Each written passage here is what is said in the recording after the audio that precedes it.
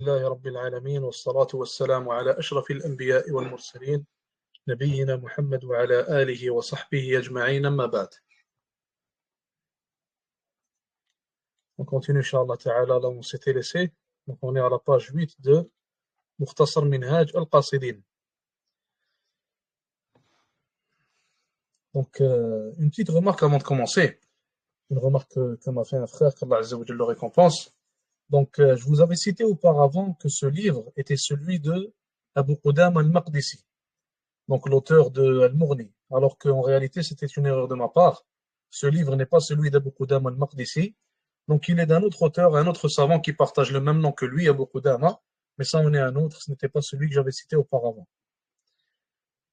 Donc, on avait arrêté ici au fait que les anciens pieux préféraient davantage donner une certaine appellation au mot fiqh, un certain sens, que les contemporains ou alors que ceux venus après eux ne donnent pas. Et ici, en fait, il nous parlait, rahmatullahi ta'ala alayh, du fait que le sens des mots a changé. Le sens de certains mots qu'on connaît aujourd'hui est complètement différent au sens que connaissaient les salaf, au sens que connaissaient les pieux prédécesseurs, rahmatullahi alayhim. Et le sens que eux connaissaient est bien plus complet et bien plus bénéfique aux musulmans, comme on l'a vu dans l'exemple du mot fiqh mathalan, que le sens que nous utilisons aujourd'hui, donc qui est très incomplet et qui n'est pas d'un même bénéfice, qui n'est pas d'un même degré de bénéfice, comme on pourrait le dire. Il nous dit ici à propos du mot ilm, donc il dit ici, rahimahullah, il en va également du mot ilm, donc du mot science. À l'origine, ce terme s'appliquait à la connaissance d'Allah subhanahu wa ta'ala et de ses signes, c'est-à-dire de ses bienfaits et son agir à l'égard de ses serviteurs. Mais on l'a réduit à une simple spécialité et on l'a réservé en général aux spécialistes qui traitent des questions juridiques du fiqh, même s'ils ignorent tout de l'exégèse et des récits traditionnels. Donc remarquez la différence, subhanallah, du sens donné auparavant et du sens qu'on donne à ce mot-là aujourd'hui. Donc auparavant, lorsqu'on parlait de ilm, lorsqu'on parlait de science, lorsqu'on parlait de connaissance, on parlait de la connaissance d'Allah subhanahu wa ta'ala. Lorsqu'on disait que fulan, un tel était un alim, alors on voulait dire qu'un tel était quelqu'un qui connaissait Allah azza wa jal, quelqu'un qui est proche d'Allah subhanahu wa ta'ala, quelqu'un qui est, comme on l'appelle en arabe, un rabbani, donc un saint, quelqu'un qui est proche d'Allah azza wa jal, quelqu'un qui a le cœur connecté avec Allah azza wa jal. Alors qu'aujourd'hui, lorsqu'on utilise le mot ilm, le mot connaissance, alors on parle d'une manière très apparente et très surfaceuse seulement des connaissances que l'être humain mémorise, que l'être humain apprend, donc le musulman d'une manière plus spécifique. On parle là seulement des connaissances qu'on trouve dans les livres, donc mathalan, les connaissances reliées au hadith ou alors au fiqh, etc. Et on ne parle pas en réalité des connaissances qui font en sorte que l'individu connaît Allah azza wa jal. Et pour ça qu'aujourd'hui, subhanallah, lorsqu'on compare les gens de la science aujourd'hui et les gens de la science auparavant, on voit qu'il y a un grand fossé entre les deux. On voit que les gens de la science auparavant, c'était des adorateurs, c'était des gens qui se réveillaient la nuit pour adorer Allah subhanahu wa ta'ala, c'était des gens qui craignaient Allah azza wa jal. L'un d'entre eux, lorsqu'on lui racontait une histoire, mathalan, reliée à la mort, ou alors reliée au châtiment de la tombe ou à une chose similaire, parfois l'un d'entre eux tombait par terre, et certains d'entre eux tombaient malades. Et certains d'entre eux sont même allés jusqu'à mourir, subhanallah, après avoir entendu de telles histoires. Donc c'était à ce point-là que leur cœur était vivant et que leur cœur était connecté à leur Seigneur, subhanahu wa ta'ala. Et c'était à ce point-là qu'ils avaient la connaissance d'Allah azza wa jal. Alors qu'aujourd'hui, subhanallah, on voit clairement la différence. On voit des gens mémoriser le Coran aujourd'hui. On voit des gens mémoriser la Sunna. On voit des gens ayant beaucoup de connaissances, qui connaissent beaucoup d'informations, qui comprennent beaucoup de choses, mais dont le cœur est mort, dont le cœur est en ruine. On voit certains donner des fatawa, subhanallah al-azim, mentir sur Allah azza wa jal sans avoir une quelconque crainte envers lui, subhanahu wa ta'ala. On voit des gens se précipiter à parler de la religion d'Allah azza wa jal, n'ayant aucune connaissance à propos de cette dernière, mais répondant quand même sans connaissance, prouvant un manque de crainte d'Allah azza wa jal dans le cœur de l'individu, et prouvant encore une fois un manque de connexion entre cet individu-là, ou alors entre son cœur et entre Allah subhanahu wa ta'ala. Mais en réalité, lorsqu'on devrait citer qu'un tel est savant, ou alors qu'un tel a la connaissance, on devrait prioriser le sens que donnait Salaf à ce mot-là. Donc ce sens-là qui est le fait de connaître Allah azza wa jal, connaître notre Seigneur, avoir le cœur connecté à notre Seigneur subhanahu wa ta'ala, et ainsi de suite. Donc on ne devrait pas seulement voir ça d'une manière surfaceuse et penser que la connaissance, c'est seulement des informations qu'on apprend ou alors qu'on mémorise. Ceci serait très nuisible, que ce soit pour l'individu lui-même ou alors que ce soit pour les gens qui le prennent pour exemple. Il continue en disant, il en va de même du vocable at-tawhid, donc le mot tawhid qui est l'unicité, l'affirmation de l'unicité d'Allah Azza wa Jal. Il nous dit ici, le mot tawhid était à l'origine une allusion au fait que toutes les choses procèdent d'Allah subhanahu wa ta'ala, afin que cette vision puisse permettre de se détourner totalement des moyens seconds, des causes, des asbab et des médiations. Et pour cela conduire au tawakkul, le fait de s'en remettre en toute confiance à Allah Azza wa Jal, et au contentement, le fait d'être satisfait de ce qu'Allah Azza wa Jal nous a accordé. Mais ce terme est réduit maintenant à une sorte de discours technique sur les usul, les fondements, ce qui constitue une aberration pour les anciens pieux, as-salaf. Il en va de même pour les mots tafkir, le rappel, ou alors le mot dhikr, qui est l'évocation d'Allah Azza wa Jal ou sa mention. Donc encore une fois, il nous donne un autre exemple, l'exemple du mot tawhid. Et subhanallah, quel bel exemple il a donné. Rahmatullahi alayh. Donc il nous dit que le mot tawhid auparavant, lorsqu'on parlait de l'unicité d'Allah Azza wa Jal, qu'est-ce qu'on voulait dire par là?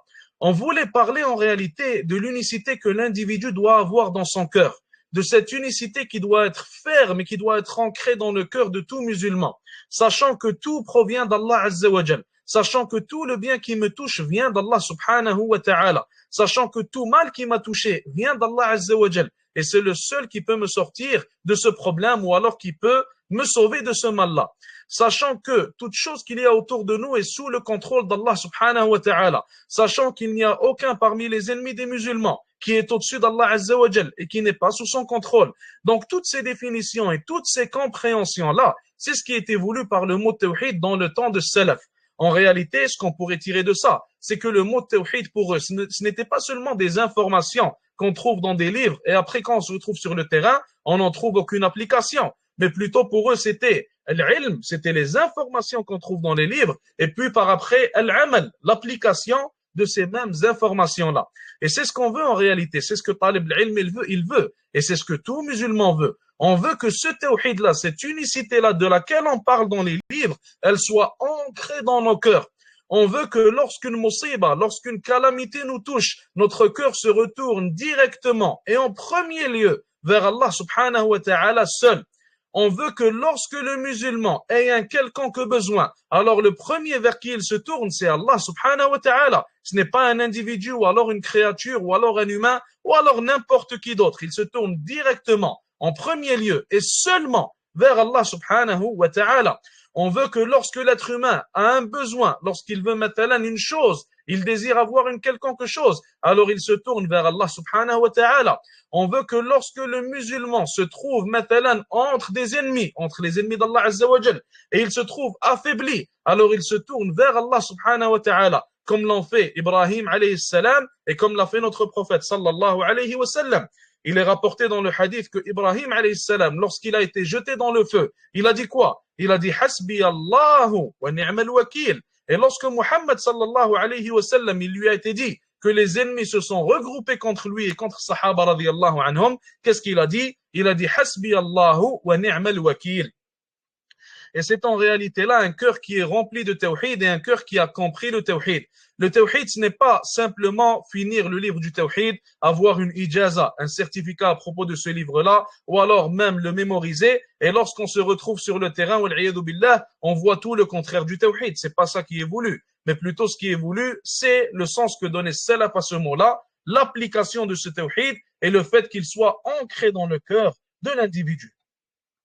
Il continue en disant يقول الله سبحانه وتعالى Allah Azza wa Jalla dit dans le Coran avertis les hommes car le rappel est utile aux croyants. Le prophète sallallahu alayhi wa sallam a dit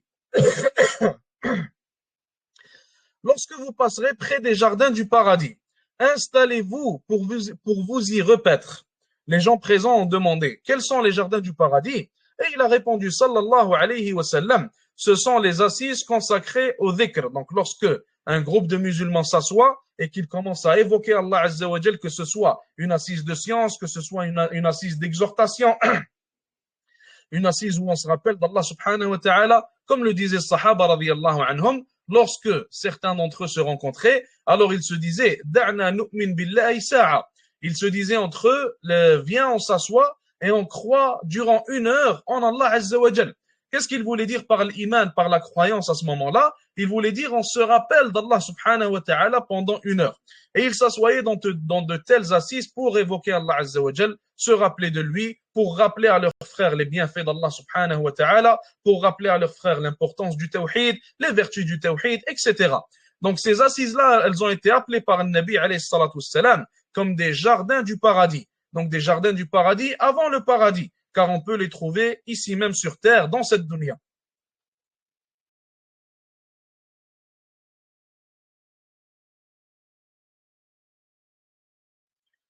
Il continue ici en disant, mais on a ramené cela à de simples contes qui, de nos jours, sont remplis d'aberrations et de comportements extatiques. Du reste, celui qui s'emploie dans ses exhortations à évoquer les récits des anciens doit savoir que la plupart des histoires qu'on raconte à ce sujet en sont pas solides. Comme ce qu'on rapporte à propos du prophète Youssef alayhi salam qui aurait enlevé sa ceinture, ou le fait qu'il aurait vu Yaqub alayhi salam se mordre la main, ou alors à propos de Daoud alayhi salam qui aurait tué un homme qu'on appelle Uriah. Un homme ou alors la femme qui s'appelait Uriah dans l'histoire, je me rappelle pas très bien. Donc, il nous dit ici, ce genre d'histoire est nuisible pour l'entendement. Donc, en fait, ce qu'il est en train de nous dire dans ce livre-là, on n'est même pas rentré dans le contenu actuel du livre, donc le contenu où il va commencer à parler des maladies du cœur, etc. Ce qu'il est en train de nous dire ici, c'est qu'il y a certaines assises qui sont néfastes pour le cœur et nuisibles en réalité. Et d'autres assises sont bonnes pour le cœur. Donc, l'être humain, l'individu, le musulman, devrait certainement prioriser les bonnes assises.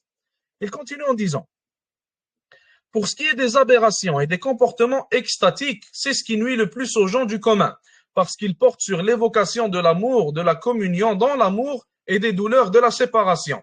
Or, la plupart des assistants sont des gens grossiers dont l'intérieur est rempli de désir et d'amour d'image. Aussi, ce genre d'attitude aberrante ne touche dans leur cœur que ce qui est bien imprimé dans leurs âmes, ce qui enflamme leurs désirs et les amène à pousser des cris devant des spectacles. Or, tout ceci est très nocif. Il arrive que ces extases aberrantes renferment de fausses prétentions en matière d'amour d'Allah Azza wa Jal, ce qui représente un grand dommage. Ainsi, certains qui participaient à ces extases ont abandonné leur chant et ont cédé à ce genre de prétentions.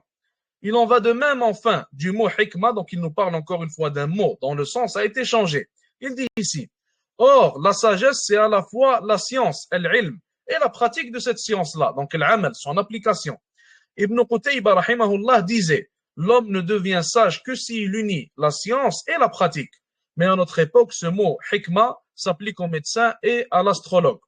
Donc, subhanallah, on voit que son époque, donc elle était différente certainement de la nôtre, mais il y avait des similarités. Donc, parmi les similarités, c'est que les gens citaient, donc comme il vient de le dire ici, ils appelaient le hakim, donc le sage, pour eux, c'était celui qui avait de la science mondaine, comme la science de la médecine, mathalan. Et ils n'accordaient pas de tels titres, mathalan, pour les gens de la science, pour les savants, pour les gens proches d'Allah Azza wa Jal, alors qu'en réalité, il serait prioritaire de leur accorder de tels titres. Il nous dit ici, les sciences louables, et là il va changer de sujet. Sache que les sciences louables, al-ulum al-mahmouda, se répartissent en deux... Sache que les sciences louables se répartissent en deux groupes. Le premier groupe, awalan, il s'agit de sciences qui sont extrêmement louables. Plus on en possède, mieux c'est. Il s'agit de la connaissance d'Allah subhanahu wa ta'ala, de ses attributs sublimes, de ses actes, de sa sagesse de donner la préséance à la vie future par rapport au bas monde. C'est qu'il s'agit d'une science qui est recherchée pour elle-même et qui permet de parvenir aux béatitudes de la vie future. C'est un océan dont on ne peut sonder les profondeurs. Voilà pourquoi ceux qui tournent autour de lui ne font qu'aborder ses côtes et ses rivages selon les moyens dont ils disposent. Ici, il nous parle d'une science qui est bénéfique et plus on en a, plus c'est bénéfique pour nous. Et parmi ces sciences-là, il y a la connaissance d'Allah subhanahu wa ta'ala. Peut-on dire maintenant que plus une personne connaît Allah Azza wa Jal, plus c'est mauvais pour elle, ou l'iyadu billah? Certainement pas. Plus une personne connaît Allah subhanahu wa ta'ala, mieux c'est pour elle.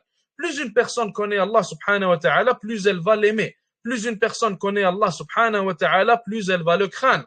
plus une personne connaît Allah subhanahu wa ta'ala, plus elle va être excitée à rencontrer Allah subhanahu wa ta'ala. Plus elle aura le désir de faire la rencontre de son Seigneur subhanahu wa ta'ala après sa mort certainement. Donc il y a des sciences similaires à celle-ci, comme la science du Coran, matalan, comme la science du hadith, si on l'applique de la bonne manière, par exemple, comme toutes les sciences qui sont reliées à la tazkiya et à la purification de l'âme. Et subhanallah, il faut savoir que ce genre de connaissances-là, comme la connaissance d'Allah Azza wa Jal, ça peut être relié en réalité à l'âge de la personne. Et ça peut être relié aussi à l'expérience de la personne. Ibn al-Jawzi, rahimahullah, il avait cité que s'il serait mort 20 ans avant, donc il avait cité ça dans l'un de ses livres, il a dit, si je serais mort 20 ans avant, alors j'aurais eu beaucoup moins de connaissances à propos de mon Seigneur, subhanahu wa ta'ala. Et il était content en quelque sorte qu'Allah Azza wa Jal lui ait accordé 20 ans de plus à vivre, car il a dit que dans ces 20 ans, il a connu des choses à propos d'Allah subhanahu wa ta'ala. Il a eu une connaissance d'Allah Azza wa Jal qu'il n'aurait pas eu s'il serait mort 20 ans avant. Donc ça peut être relié aussi à l'âge de la personne, ça peut être relié à l'expérience, ça peut être relié aux événements qu'Allah Azza wa Jal laisse arriver dans ta vie, mathalan. Et toutes ces choses-là sont bénéfiques pour l'individu, car elles vont le rapprocher d'Allah subhanahu wa ta'ala et faire de lui une personne qui a encore plus de connaissances d'Allah Azza wa Jal. Donc ce genre de science louable, ce genre de science qui nous devrons, qui plutôt, plus nous en possédons, plus c'est mieux pour nous. Alors ce genre de science, il faut savoir qu'on doit les prioriser, contrairement aux autres sciences. Et on doit leur donner la plupart de notre temps. Et on doit faire énormément d'efforts pour en acquérir le plus possible, incha'Allah ta'ala. Qu'Allah Azza wa Jal nous accorde la connaissance d'Allah subhanahu wa ta'ala. Le deuxième groupe, il nous dit ici, il s'agit de sciences dont une partie bien déterminée est seulement louable, à savoir celles que nous avons évoquées et qui se rapportent aux obligations communautaires, lesquelles comportent chacune ou chacun à la fois de la dépendance, de la brièveté et de l'investigation. Il dit ici, aussi, soit, et ça c'est important ce qu'il dit ici d'ailleurs, ça c'est très important, il dit ici, aussi, soit l'un des deux hommes suivants, ou bien occupe-toi de toi-même, ou alors consacre-toi au service d'autrui une fois que tu as fini de t'occuper de toi-même. Lorsqu'il parle de s'occuper de soi-même, il parle de quoi ici? Il parle de s'occuper de sa religion. Il parle de s'occuper de son cœur et de son âme, de la purifier, d'en faire une bonne âme, incha'Allah ta'ala, d'avoir un cœur, d'en faire un cœur qui est saint, avec lequel il pourra rencontrer Allah subhanahu wa ta'ala. Donc l'être humain, comme il nous le cite ici, on continue après, on commente, incha'Allah, il nous dit, mais prends garde à t'occuper de ce qui améliore autrui, avant de t'améliorer ton intérieur et à le purifier des mauvais caractères, comme la cupidité, l'envie, la duplicité, la fatuité, avant d'améliorer ton extérieur. Et c'est ce qu'on verra, incha'Allah ta'ala, dans le quart de notre livre consacré aux questions périlleuses pour le fidèle. Si tu ne parviens pas à le faire, ne t'occupe pas des obligations communautaires, car parmi les créatures, il y a beaucoup de gens qui s'en occupent. C'est parce que celui qui épuise son âme pour servir autrui est un idiot. Il est semblable à celui qui chasse les mouches autour de quelqu'un d'autre, alors que les scorpions se sont glissés sous ses vêtements.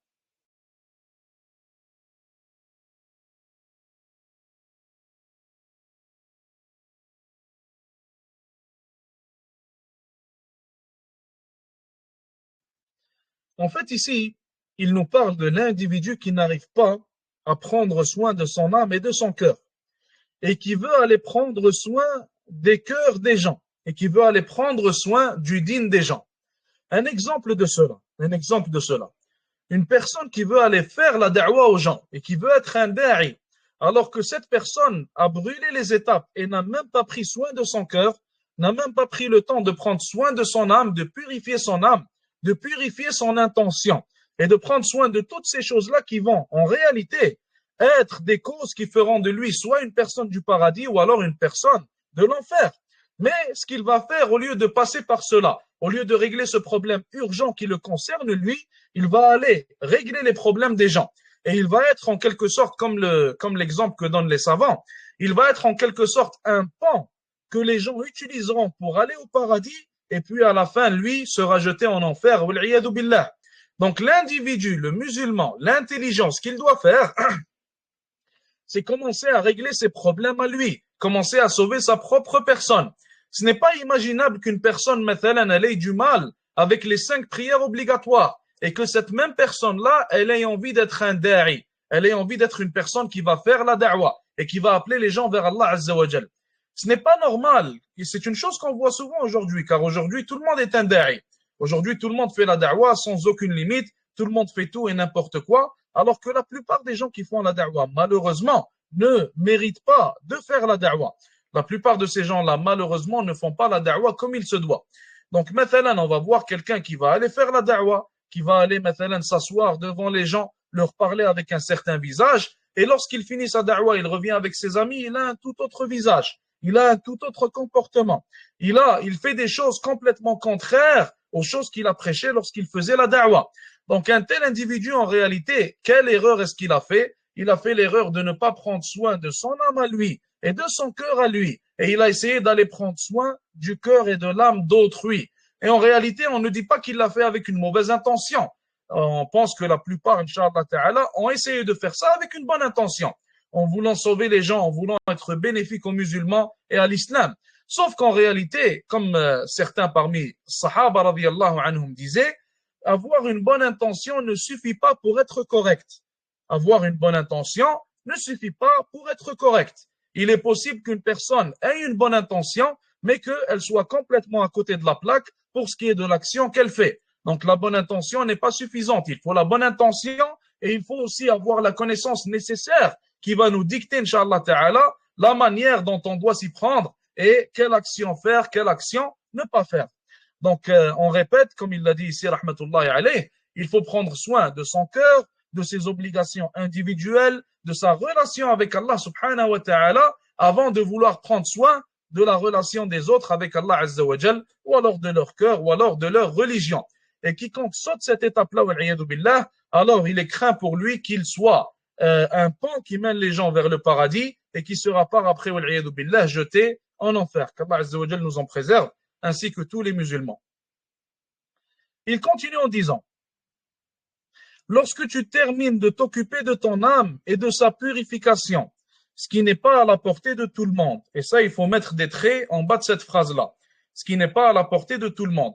Certains parmi les salafs, ils ont dit qu'ils ont purifié leur âme durant 20 ans, durant 30 ans, durant 40 ans, durant 50 ans, pour pouvoir prier de la bonne manière et pour pouvoir ressentir la douceur de la prière. 20 ans, et ça c'est les salafs, ce n'est pas nous, subhanallah al-azim. 20 ans, alors que les salafs, il n'y avait pas la fitna dans leur monde et dans leur environnement qu'il y a dans le nôtre aujourd'hui. 20 ans, alors qu'à leur époque, il n'y avait pas les mêmes problèmes et la même quantité de problèmes que nous avons à notre époque au jour d'aujourd'hui. Malgré ça, certains d'entre eux, ça leur a pris 20, 30, 40, 50 ans pour pouvoir purifier leur âme et pour pouvoir en réalité bénéficier de cette purification. Donc, comment en bénéficier? Comment est-ce qu'ils en ont bénéficié? Pour certains d'entre eux, en goûtant à la douceur de la prière, comme ils l'ont cité.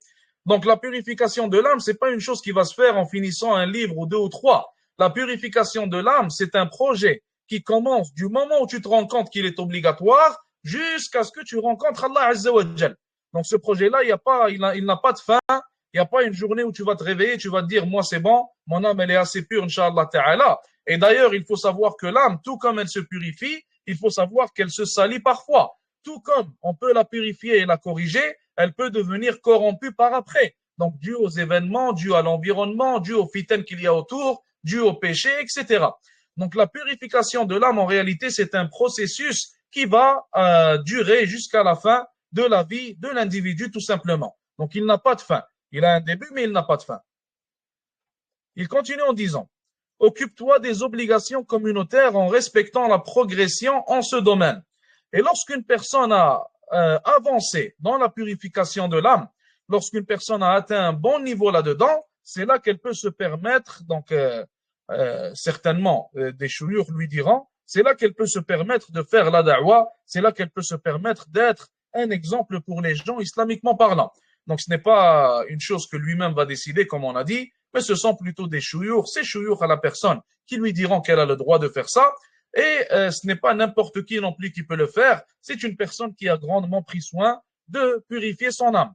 Donc la purification de l'âme, elle vient avec quoi? Elle vient avec la sincérité. Ça veut dire qu'Inch'Allah Ta'ala, sa da'wa sera sincère. Elle vient avec quoi? Elle vient avec la compréhension de l'âme de l'être humain. Ça veut dire qu'il pourra comprendre les individus qu'il y a devant lui, ainsi que leurs âmes, et qu'il pourra, Inch'Allah Ta'ala, leur donner le bon remède pour régler leurs problèmes et pour guérir de leur maladie du cœur. Donc ça vient avec beaucoup de choses nécessaires et primordiales qu'on ne peut délaisser si on veut être un da'i.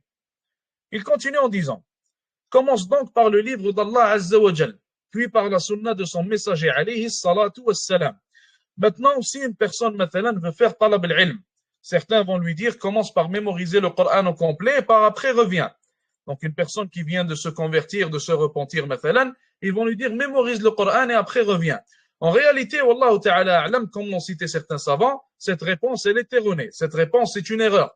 Lorsqu'une personne a 25, 30, 35 ans, qu'il vient de se repentir, de se convertir et qu'il a envie de faire talab al-ilm, alors il ne faut pas lui dire de mémoriser seulement le Coran tout en délaissant le ilm complètement. Il faut savoir que la mémorisation du Coran, premièrement, c'est une obligation communautaire, alors que certaines parties du ilm sont des obligations individuelles, furud ayn, et non pas fard kifaya.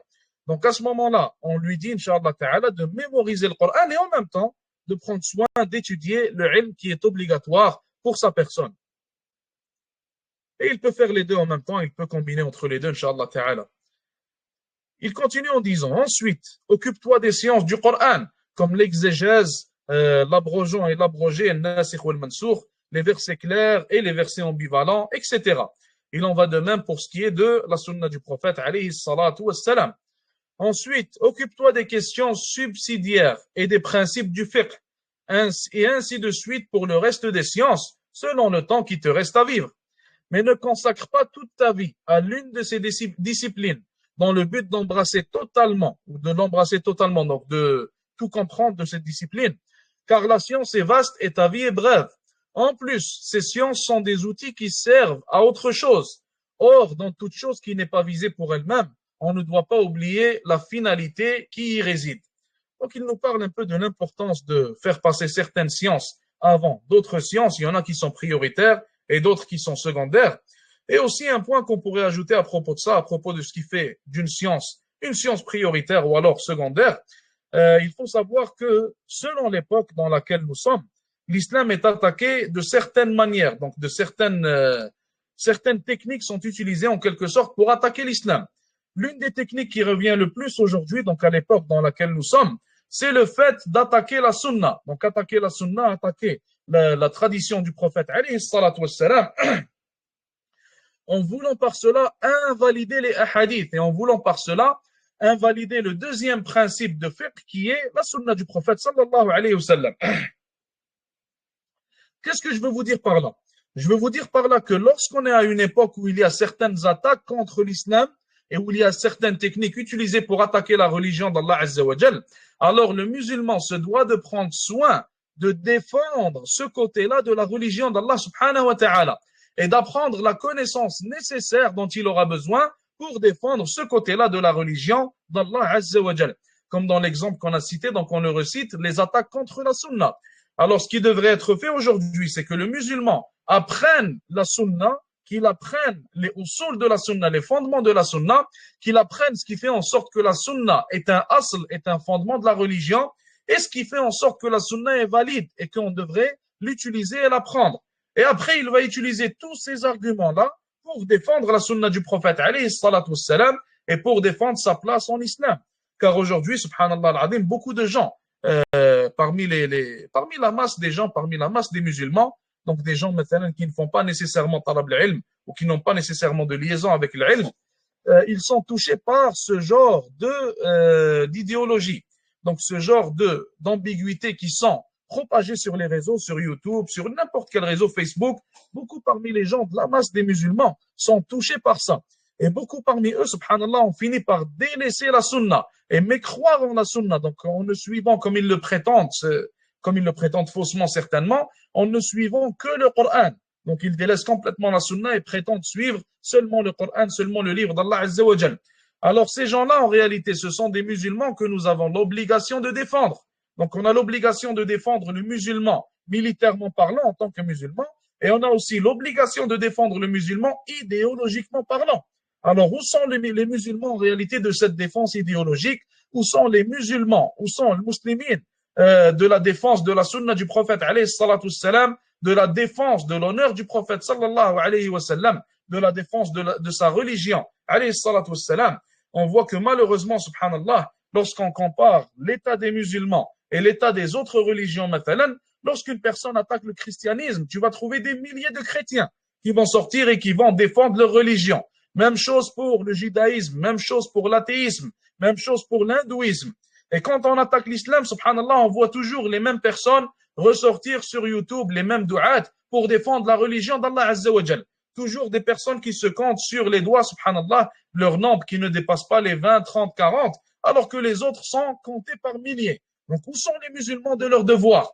Où sont les musulmans de cette obligation? Où sont les musulmans de la jalousie qu'ils devraient avoir vis-à-vis de leur religion?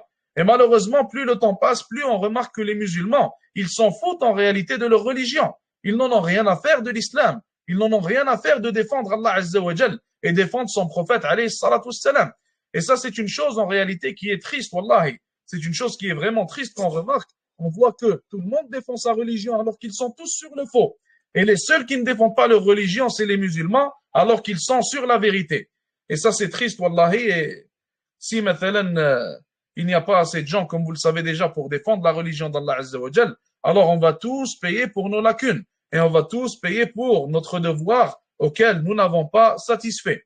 Donc, à un moment où on voit, subhanallah, les musulmans se faire attaquer de partout, que ce soit militairement, que ce soit idéologiquement, on voit des gens se faire massacrer, on voit des femmes parmi les musulmanes, billah, se faire violer, on voit, subhanallah, des enfants parmi les enfants des musulmans devenir des athées, quitter la religion complètement, ou alors devenir des Qur'ani. On voit les musulmans faire des pique-niques dans les parcs, on voit les musulmans aller, mathalan, je sais pas où, aller, comme le disait un certain cheikh, subhanallah, les musulmans se font massacrer et certains viennent te parler d'aller chasser à la fin de l'année. Ou alors ils viennent te parler d'aller pêcher à la fin de l'année. En réalité, une telle personne est complètement déconnectée de la réalité. Et une telle personne n'a aucune jalousie pour sa religion. Les femmes se font violer et les enfants se font massacrer. Et toi, tu me parles d'aller chasser? Et toi, tu me parles d'aller pêcher? Tu n'as aucune honte, subhanallah al-azim. Wallahi, je ne sais pas quoi vous dire honnêtement. Plus je vois la réaction des musulmans et plus je vois à quel point leur islam n'a aucune valeur pour eux, plus on comprend pourquoi on est dans l'époque de Al-Ghurba, dans l'époque de la deuxième étrangeté. Comme le Nabi alayhi salatu salam, il a dit, Bada al-Islamu ghariban wa sayaudu ghariban kama bada. Fatouba lil ghuraba. L'islam a commencé comme étant étrange et il va redevenir étrange tout comme il a commencé. Donnez donc la bonne nouvelle, annoncez donc la bonne nouvelle aux étrangers. Et on finit avec ça pour aujourd'hui. Jazakumullahu khair. Wa sallallahu wa sallama wa baraka ala nabiyyina Muhammad. Assalamu alaikum wa rahmatullahi wa barakatuh.